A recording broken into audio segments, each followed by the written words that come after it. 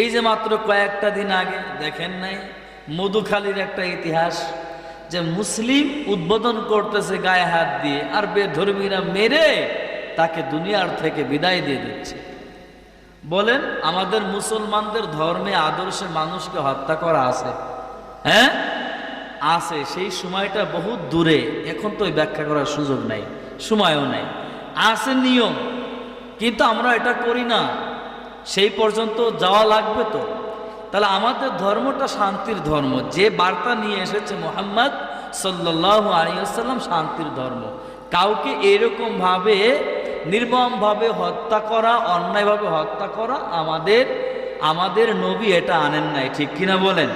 আমাদের ধর্মে এটা নাই। কিন্তু অথচ আপনি এক ঘর হাইডো হাইডো, যেটাকে কি বলে এলাকায় আমি জানি না, তারা কিন্তু আমরা লক্ষ লক্ষ কোটি কোটি মানুষ, সিংহভাগ সংখ্যাগরিষ্ঠ এবং শতকরা ৯৮% মুসলমানের দেশেও আজকে আমাদের উপর টর্চারিং, আমাদের হত্যা, আমাদের উপরে জুলুম নির্যাতন আছে না নাই? কেন? মুহাম্মাদের আদর্শ নাই, এই জন্যই আছে, ঠিক কিনা বলেন? ওই আদর্শ থাকলে তো আপনি আর বাইরে যাইতে পারতেন না, আমিও যাইতে পারতাম না, আমি ওই পক্ষে সাপোর্ট দিতে পারতাম না, ওই পক্ষে সমর্থন দিতে পারতাম না, ঠিক কিনা বলেন? আল্লাহ সহিহ বুঝ দান করেন, বলেন আমিন।